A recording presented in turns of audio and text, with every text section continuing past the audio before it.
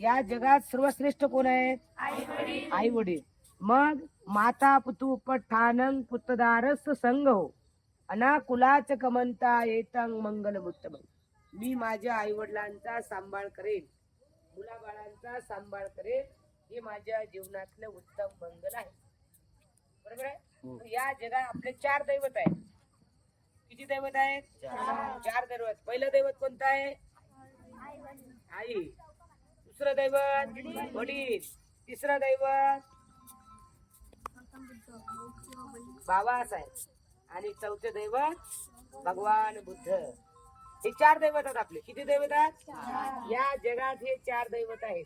या 4 दैवताशिवाय या जगात दैवतच नाही पाठवत. आणि म्हणून आपण आपल्या आई वडिलांचं दर्शन घ्यायचं. आपले आई वडील आपल्यासाठी जगातले मोठे श्रेष्ठ आहे. जगातलं मोठं धनसंपत्ती कोण आहे?